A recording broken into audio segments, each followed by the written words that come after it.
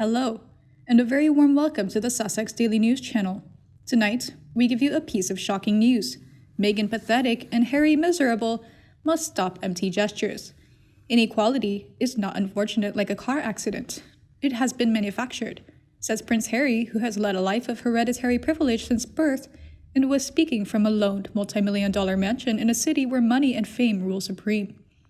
Oh, and by the way, the security cost of his decision to up sticks and move thousands of miles away is being funded by his father, whose wealth mostly stems from the Duchy of Cornwall, formed in 1337 by Edward III as a form of a land grab to financially sustain his son. If that isn't manufactured inequality, then I don't know what is. Harry was speaking specifically about systemic racism. But inequality comes in all forms, and at the time when hard-working people all over the world are worrying about job losses and how to pay their next bill, being lectured yet again by a jobless Trustafarian with the gifted title of Duke on his business cards rather than sticks in one's craw. He means well, of course, and no one is saying that the wealthy and privileged shouldn't try to improve the world. But the show don't tell. In the same interview, Harry praises the younger generation for acting rather than just saying, but has himself fallen into the trap of constantly lecturing the masses on how they should be behaving, while sometimes doing the exact opposite himself, banging on about doing our bit for climate change, then hopping on a private jet for air, a well-deserved break. Billionaires Bill and Melinda Gates get it right with their charitable foundation that's guided by the belief that every life has equal value.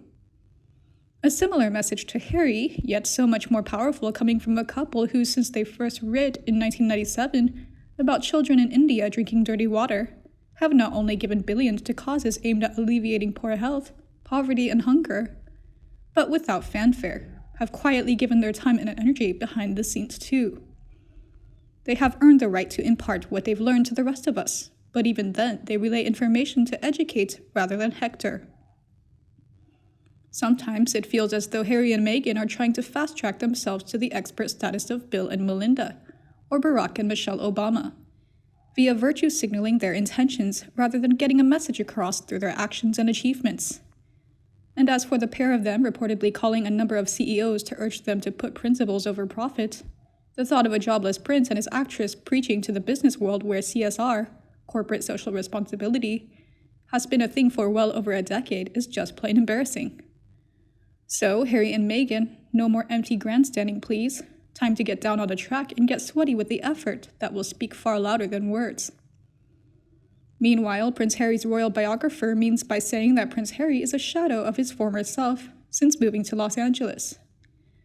Miss Deanna Epper said, "Remember the Prince Harry of old? As in maybe 4 years ago and before that time too? Harry was happy, involved in his royal life and duties. He even enjoyed some of the press and photographers. And it seemed like Harry had an impish grin and a twinkle in his eye. You never knew when he was going to do something silly and burst out in laughter. All he needed, everyone said, was a good woman to share his life with and to build a family with." Prince Harry had tons of friends from different schools he attended or from knowing their families growing up, or friends from his military days. Harry even enjoyed a jovial relationship with his older brother, Prince William. And then when Catherine came along, Harry said she was the sister he never had. The three of them could be seen laughing and joking at events, though there were many times when the three had to be somber, so they were. But when something struck one as funny, generally they all laughed together. When multiple friends said Prince William asked Prince Harry to slow down, they knew what they were all talking about, but for some reason Harry bristled, rather than taking some wise advice. No one even knew Meghan Markle. She hadn't been in their circle of friends, and no one knew about her. Taking it slowly would have revealed Meghan as she is, and Harry would likely have discovered she didn't fit in the royal world. And Meghan would have grown disinterested, waiting 2 years for marriage. She would have moved on. But Prince Harry rushed in and married Meghan quickly, and then almost as quickly trouble started. And Harry tried to put out the fires, but one husband can only hide so much. And terrible stories about Meghan's character started to slip out. I think Harry decided going along with Meghan was the way to appease her. She runs his life, and I doubt Harry would have left had he married a different woman more suited for royal life and service too. So Harry now lives in a strange country, in Hollywood, which is the center of paparazzi heaven. There is privacy only at home, as there is no agreement with the media. He has no friends. Meghan has friends there. Harry gave up his honorary military appointments for Meghan. He gave up living in Great Britain for Meghan. Harry gave up living by his family and friends for Meghan. And I don't think she realizes what a tremendous sacrifice that is. Meghan writes their speeches. It's so obvious from the wording. And Harry never spoke like that when he was in the UK being a prince. He had an ease and used different words. Whereas we hear Meghan's speeches and Harry's now follow the same wording. Harry looks beat down. He looks like he doesn't want to be on a video, but he seems to be trying to make Meghan happy.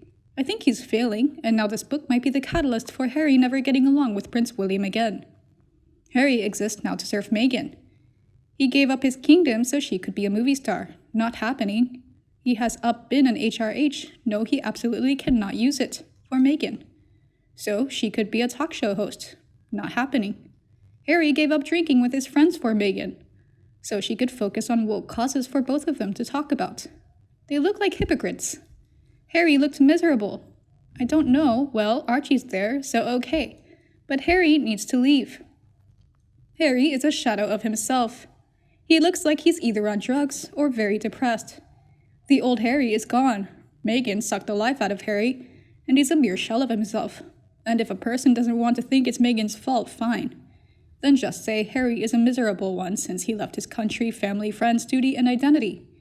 Harry is a prince. Meghan should have known that going in. And then they could have moved to Africa for that peace and quiet that Harry really did want, only his wife didn't. It really is sad. Meanwhile, Meghan plays games. Mind games, and she carries the truth loosely in her hands. So I'm not buying her recent statement of having anything to do with the book. Her statement leads a reasonable person to think perhaps the story is necessary to tell Meg's and Harry's side of finding their freedom from dirty, ugly royal boredom must paint some royals in a bad light. I've been reading for months how their book throws Prince William and Catherine under the bus. Why wouldn't Meg do that? Where is the surprise? There is none. This is truth. Meghan came on to Serena Williams' husband, Alexis Ohanian, while she and he were in the stands at the US Open. Think Sharon Stone's move in Basic Instinct. Hey, he's worth so much more than Harry, so it was worth it to Meghan, though it didn't mesmerize Alexis. And when Meghan tried her flirty ways hoping for a receptive and frisky Prince William, and he rebuffed her, Meghan grew incensed. How could a rebuffed Meghan get revenge on Prince William? And who was Meghan upset about following the rest of her days? And who thought she shouldn't have to be lesser than Catherine, even though she was on the fast track to be a princess, the one Diana was, Princess of Wales, and then Queen. Meghan wanted to be Diana 2.0, so she wanted that Princess of Wales title, and William was the right son to marry, but he wouldn't bite. Imagine a man not wanting Meghan. Imagine Meghan realizing there were men who didn't buy what she was selling. Irate? Feeling old? Feeling insulted? Of course, I'm not surprised by Meghan throwing the blame at Catherine. Meghan wanted to be Catherine, and next to her, Meghan felt coarse, uncouth, and base. Meghan didn't have the easy grace Catherine possesses, and Meghan also didn't have the body of Catherine. That matters to a woman who is in competition. Meghan had to try to keep herself slender, and Catherine has a tall, very slim body. She's lucky, and even though a kind Meghan could have accepted her body and embraced it, Catherine has the type of body that is in style now. It seems like Meghan was bothered by Catherine's style, poise, and model-like physique. I'm also not surprised that Meghan and Harry's interviews placed the blame for their departure on someone else. Since when did this recalcitrant couple ever manage to take full responsibility of their actions? Unless it's that silly story about dish soap. Jealousy? Yes, it fits. Meghan was not secure in being her authentic self, so she resorted to her yacht girl in Hollywood days. That doesn't work when one is a royal duchess and a senior-level royal at that. Meghan must have felt so out of her league, and yet help was all around her. She only had to follow directions, but she didn't. Neither did Harry. Meghan should have studied how to be a good duchess. She could have done it. But Meghan felt out of her depth, and rather than study and attend meetings and take the duchess thing slowly, she fell back on old habits. So I'm not surprised at all if Prince William and Catherine come out looking bad. Something tells me Meghan's involvement in this book is deeper than she wants the world to think. But they'll think it anyway. And you? What do you think about her opinion? Please leave a comment below and everyone else can discuss Meghan and Harry together. If you feel my video is useful for everyone, please like and share it for anyone you think might also be interested. And don't forget to subscribe to the Sussex Daily News channel and get more news from the Sussex Daily News team. Now, good night, and see you tomorrow. Meghan is depressed with a scalar mood. Meghan is depressed by the pressure she is under. She often lacks attention for her family and focuses more on herself. And Meghan, she hasn't had true friends since the fight with Jessica Mulroney broke out.